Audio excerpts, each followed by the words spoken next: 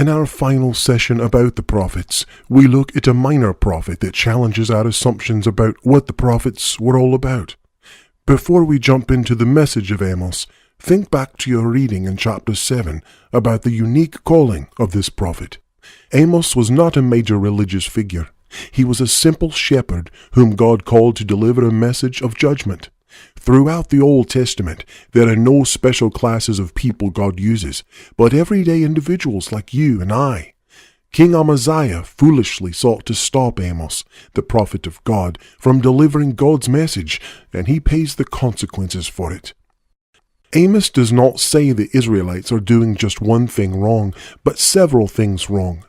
Through Amos, God rebukes the people for perverting justice, taking advantage of the poor, and growing rich by the unfair treatment of others. In chapter 5, the prophet Amos declares that the people's failure to live justly and ethically makes a mockery of their faith.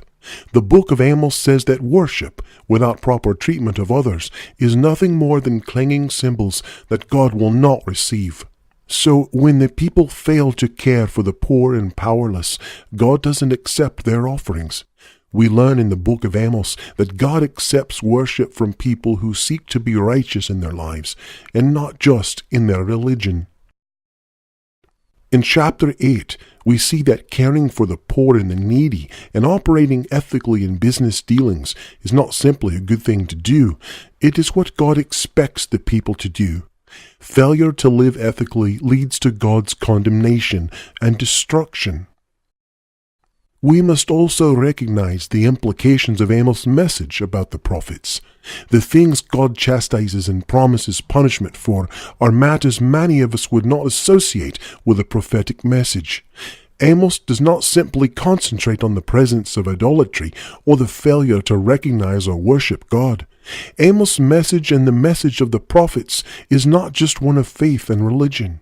The prophets are also concerned for the poor and powerless and urge us to keep proper ethics present in our faith. The New Testament book of James echoes this idea when it reminds us that faith without works is dead. Amos is calling the Israelites and us to be the people of God by our beliefs and our actions. This prophet of God reminds us that it's impossible to be the people of God and take advantage of others economically. It is impossible to be the people of God and not empower justice in the lives of others. It is impossible to be the people of God and not address the needs of the poor and needy. Take a moment now and explore how the book of Amos speaks to your life.